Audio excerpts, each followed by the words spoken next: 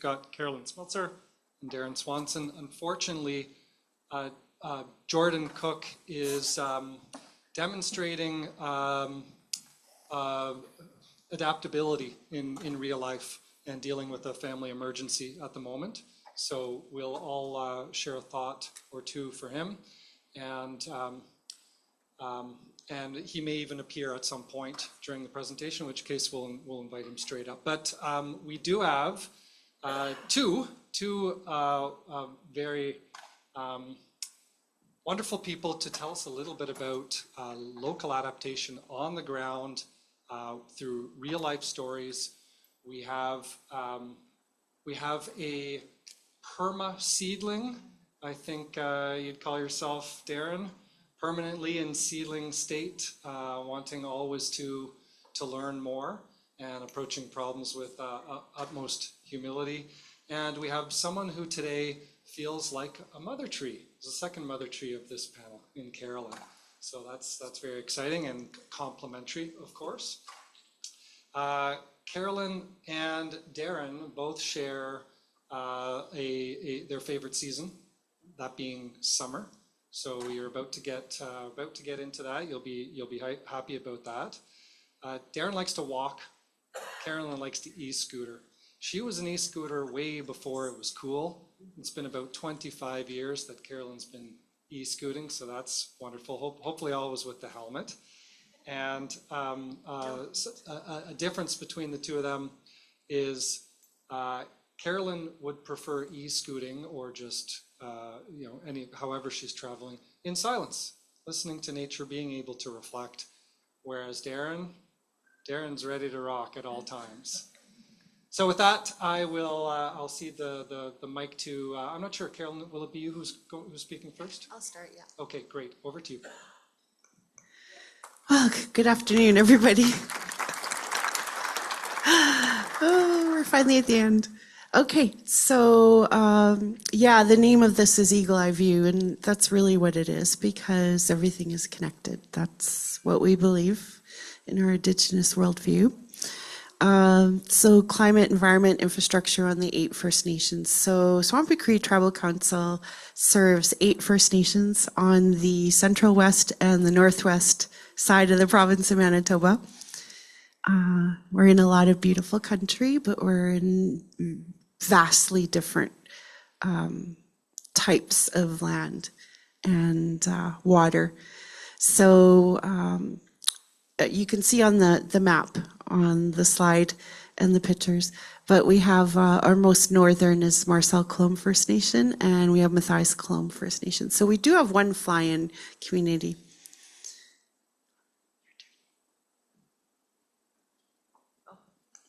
Okay, all right, so the Eagle Eye View. So we did asset management project, but we also did a climate change project, and we were doing them at the same time. So we were able to access the climate data and also the consultation of Darren, where we were able to do our risk assessments in both projects.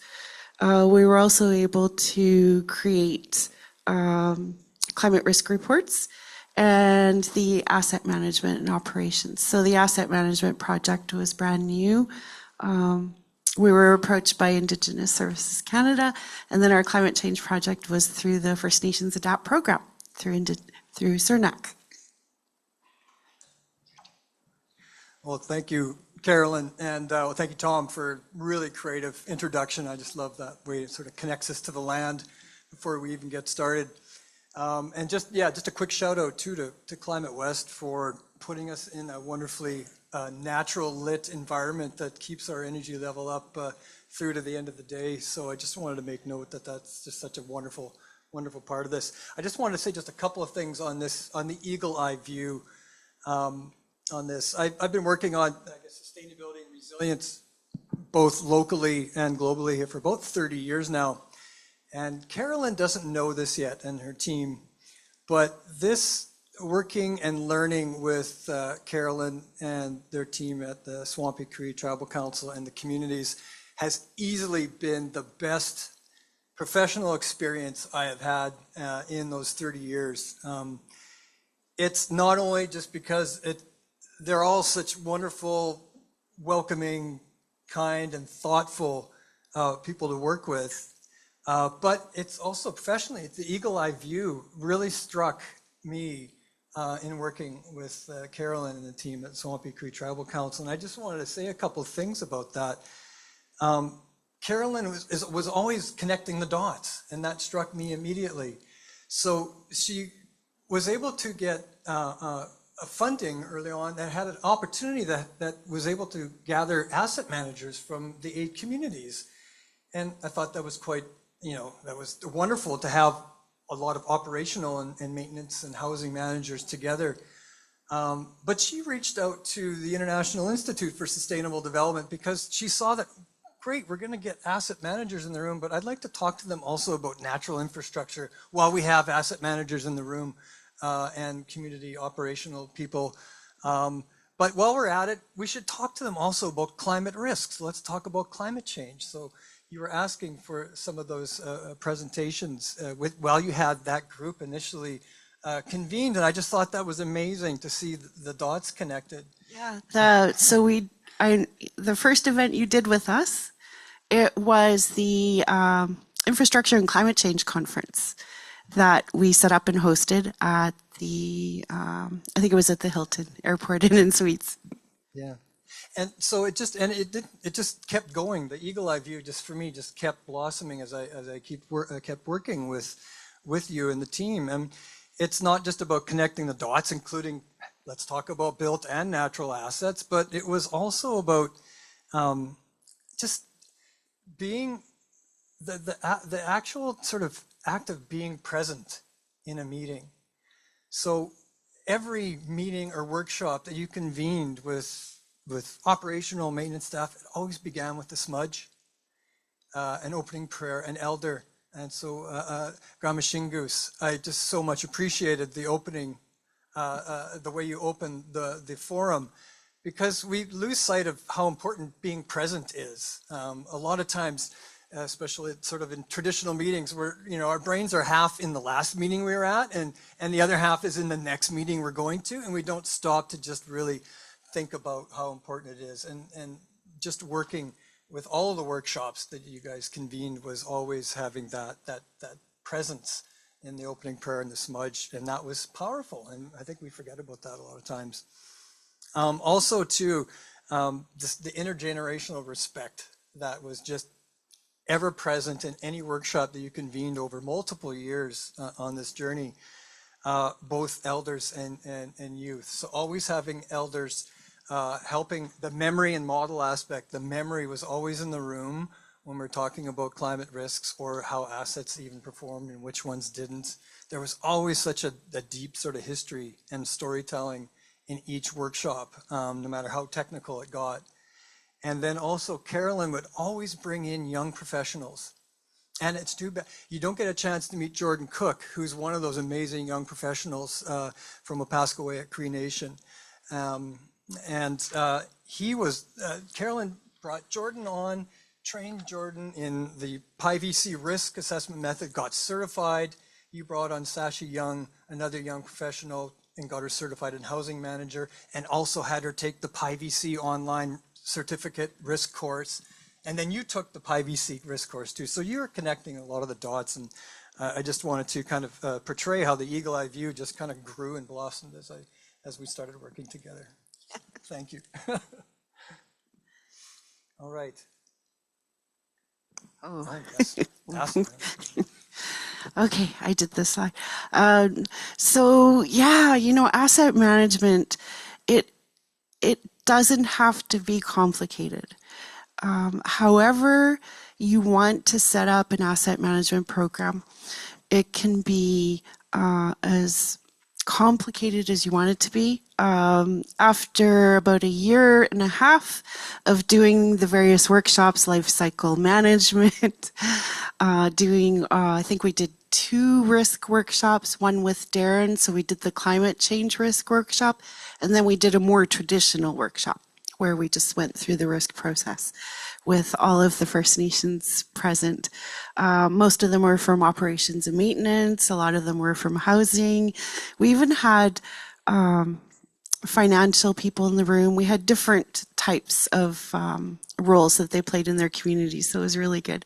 So we were able to use the First Nations Infrastructure Toolkit through technical services in Ontario.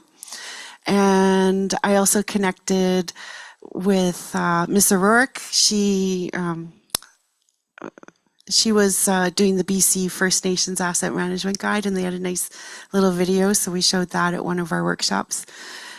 So the power method was developed over a year and a half, representing power. So planning, operational review, working group engagement, and risk-based decision-making. And this is the process that we normally do as First Nations. The planning is the inventory and the condition assessments. It's the beginning. And then the operational review, now you're thinking about staff and people and money and really how you're going to operate and consider the future in managing the infrastructure assets. And then we also have the working group. That's super important. So having all the different asset owners come together and, you know, update the asset management plans. So working groups are very important in First Nations. And the engagement. So what about the people who use those assets? It's nice to kind of engage with them too. So everyone has a voice. That's the goal. And then the risk-based decision-making, we did develop a risk model. And at the center of it, we have cultural, we have traditional knowledge and values. We also have capacity and development. So it follows asset management, but it's in a circle. I don't really have an image of it today, but I can just describe it. And then we have ribbons that point to the various activities in asset management. So if we were to do an operational review, we consider the staffing. So that's the image to the bottom left. Planning for asset management is a journey, and the infrastructure assets in the community and who owns them. And we also have a process where everything is done in manageable pieces. So when we did our asset management journey, we broke it up into manageable pieces. We did life cycle management one workshop, we did road maintenance another, and we continued on that way.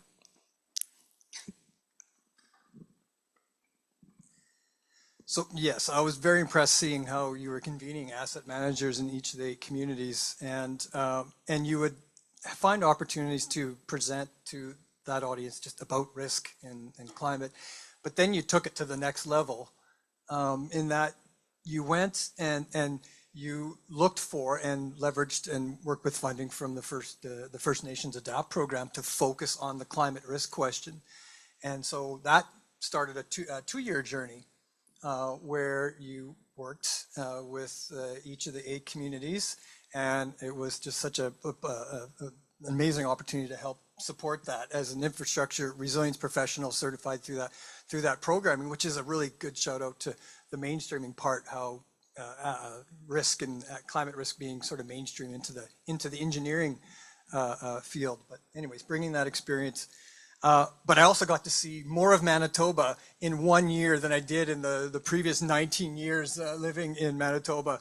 And oh my God, the amazingly beautiful terrain that all of the 8 communities are immersed in was an experience. Anyways, the risk assessment, climate risk assessments in 8 communities. And you see a lot of the products on the screen, risk reports, brochures, and climate reports.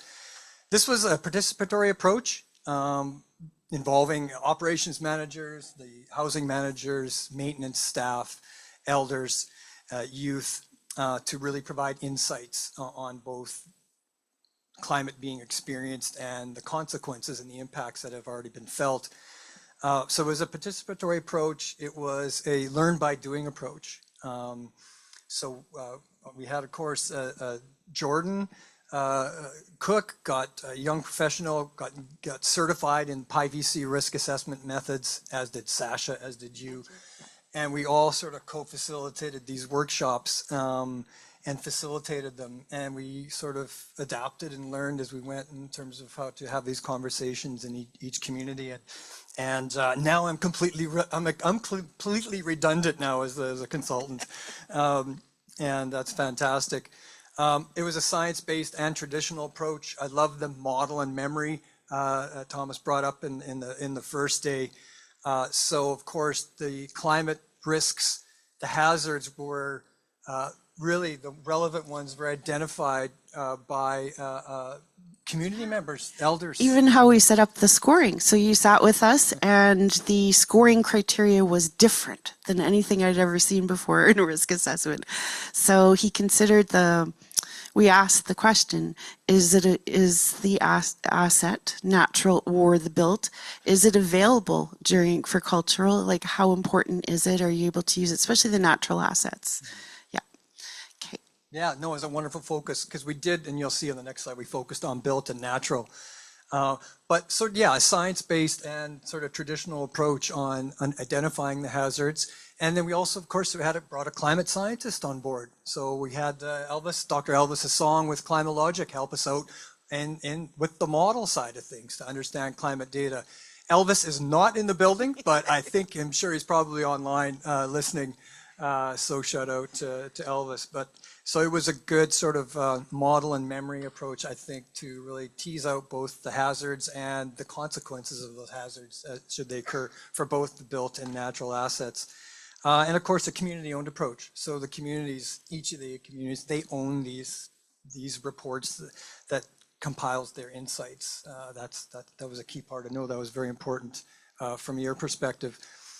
We used, all the risk assessment that we used, the methods we used over the course of the couple of years in the communities, in general accordance with the PIVC, the Public Infrastructure Engineering Vulnerability Committee Protocol, high-level screening guide, and also the First Nations Infrastructure Resilience Toolkit, sort of drawing on those traditional steps, which of course align very closely with international standards and the like. But I think the process that we used was really focused on tools, having something that the community managers could work with. So the risk spreadsheets, the risk registers, and then you were also developing asset registers with the managers to help better inventory assets, and then finding ways to have those two speak together was really I was really able to bring my GIS background in, and we were able to create surveys and maps and layers, and what was on the spreadsheet could potentially become a map, that kind of connection that I was trying to show everybody. So the asset management piece was important because we were able to use the PIVC, but also integrate it into the asset register, I guess they call it. It's the inventory that they use. So it's a spreadsheet that you first start with before you even have software. You start with that spreadsheet to get a grasp on the assets you have in your inventory. Oh yeah, now of course it was all about identifying resilience actions. And in 6 of the 8 communities, built assets were buildings. It was housing focused and buildings focused. And so these are just some examples. The only takeaways here really that there was a focus on built and natural assets in the conversations. There was a range of climate hazards that were identified through experience and memory and science that were relevant to buildings, and so that was focused on. And the workshop participants thought about, okay, what are some of the key things that we want to be thinking about doing to help build resilience? So a range of asset-specific type actions and community-specific actions, like asset-specific actions like fire-smart homes, or things like surge protectors for asset-specific ones. Community-wide, fire guards were identified as being really quite important. Designated heat shelters were identified as really quite important going forward. So a mix of things were identified. And the elders had an input in the whole risk process. It was really good. They told a lot of good stories about the changes over time. So they had a lot of input into the risk. So the next step, and Carolyn, we're just nearing, I guess, the end here, but you take it away on this. But what I was impressed with, I think Carolyn and the team at Swampy Cree Tribal Council recognized that a lot of these adaptation actions, they can't do on their own as a community. So the partnerships with surrounding communities, whether you're at Opaskwayak and in the Paw next door, or working with Manitoba Hydro on things, there was always partnerships that were important for a lot of these resilience actions. So you took it to the next level and found other funding out there through the province, the Climate Action Fund, to convene these partners and talk about collaboration. So I love that part of it. Do you like the poster? I made it. Yeah. So yes, we have Turtle Island on our wonderful blue world.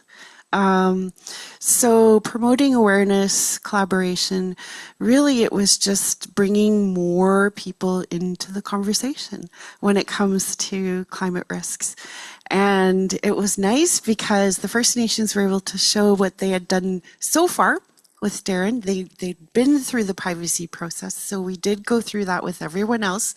So we did invite municipalities, the UCN, which is the University College of the North.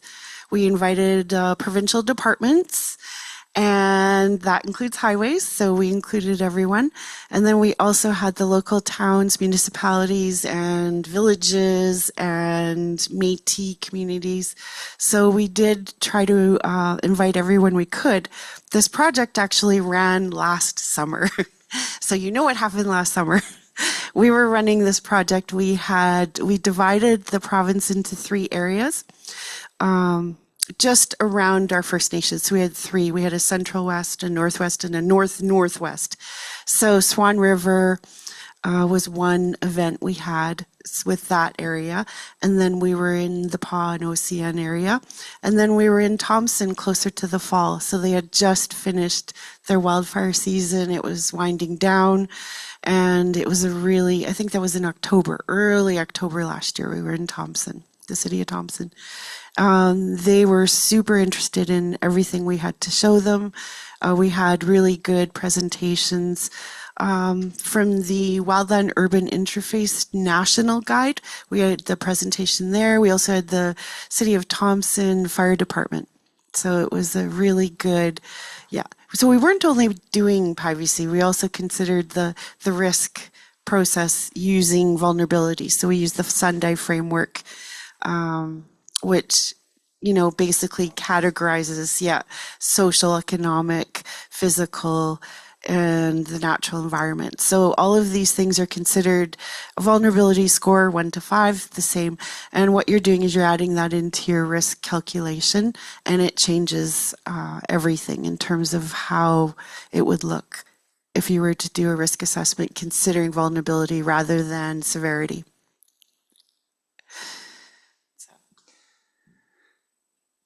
Yeah, I think I saw a hand raised, and we were at the 5-minute mark or the 1-minute mark? What? The 1-minute mark. Okay, so we're just pretty much. So you took it again to the next level. So you had done these climate action forums, and those are still kind of ongoing with the help of provincial funding and getting community partners in. But one thing you were hearing in both all the 8 communities about important resilient actions that seem to come up across all communities, and that we were hearing in the partner communities and partners, was redundant energy and power supplies in communities, that if something got cut off, a frosted power line or a wildfire. So you took it to the next level and were able to leverage other funding to actually have some workshops on clean energy to talk about community energy planning. So right. That okay, let's keep going. All right, so clean energy. It's called that because that was the Manitoba initiative that I applied for. And I did go to the Indigenous Clean Energy Forum or gathering in Saskatoon before we had our forum. So we were able to gather presenters, kind of, hey, you come with us.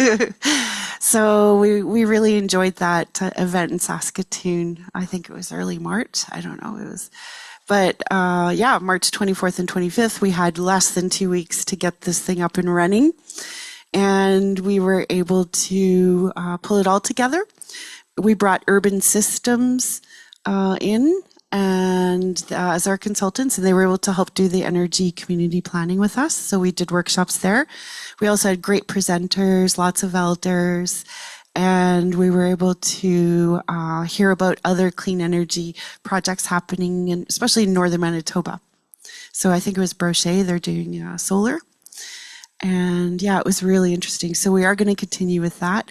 And we did, Efficiency Manitoba, of course, we work with them. So we're definitely starting the energy planning in the communities. Ta-da. Well done.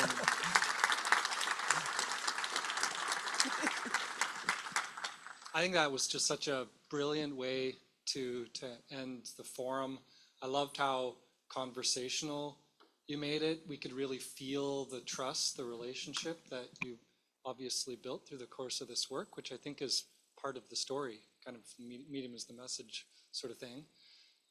Darren, I loved how you said part of what your job was to build capacity, to put yourself out of a job effectively as a consultant. And I love how many themes from throughout the forum you wove together through the storytelling and the emotion that you brought into it, the Adaptation, the two-eyed seeing and the systems thinking, and that was just brilliant. Thank you so much. We have 4 or 5 minutes, I think, for questions. There are already a few, and I'm glad this first one was posed because we heard it a number of times, and it's something everyone should know about. What is PyVC? Who would like to take that one? Roger Rempel, where is he? Okay, so PyVC is the Public Infrastructure Engineering Vulnerability Committee protocol, originally sparked up by Engineers Canada. The program it was a risk assessment methodology for infrastructure, and it's developed a family of products. It's now ported over to the Climate Risk Institute and the ICA, Institute for Catastrophic Loss Reduction, and also the German government now has an involvement in that, the German Development Organization, as it starts to spread internationally. It's just a wonderful set of methodologies for doing risk assessment. And if you're involved in doing this in other countries, I just spent a good chunk of the winter in the Philippines where we were doing some PyVC work there, but also Philippines have developed their own risk assessment methodologies that are quite aligned with international standards, and they all sort of are quite similar. And the First Nations Infrastructure Resilience Toolkit is part of that. So lots of good help out there if you want to do climate risk on infrastructure and also natural assets. So the PyVC does consider your climate data. So basically that would be what category, Darren? So Elvis's likelihood, right? Yes. Well, I guess we can't show. If you want to see the answer to that question is this. This is PyVC. Those 7 steps are more or less PyVC. Yeah. That's the better. I should have just said that instead of whatever they rambled on. That's okay. And likelihood is, of course, a part of it, the climate science, and then assessing the severity of impact. A great comprehensive answer to that question. Thank you. More stories. Any stories that you're able to share on where the community is now? How do they respond to the process you've described? Well, we did showcase one of our communities during the climate action that had gone through the climate change process, where we did our risk assessments and adaptation and resiliency. And then the climate risk reports came out of that, as well as the climate data report. So I'll give a shout out to Chimawawa and Cree Nation, and of course Opaskwayak Cree Nation. But yeah, they definitely gave presentations during the climate action talking about their climate change projects, whether it be monitoring or going further into the risk assessments, because we started the process, but then it was nice to see other people carrying on the work. Yeah, I think too, it was, I think each community is at a little different stage now too, in trying to prioritize the list of adaptation actions that they identified for both their buildings and the natural assets, and just trying to figure out, okay, where should we start? How should we prioritize? Where do we move on next? Is it the community fire guard? Is it fire smart homes? Various things like that. But one thing that, you talk about sort of how the community responded to this, it's important to say the context. Carolyn sort of pointed this out. As we were doing these risk assessment workshops, we were just in Marcel Colombe up, which is west of Thompson. 2 weeks later, they had to evacuate because of the wildfire.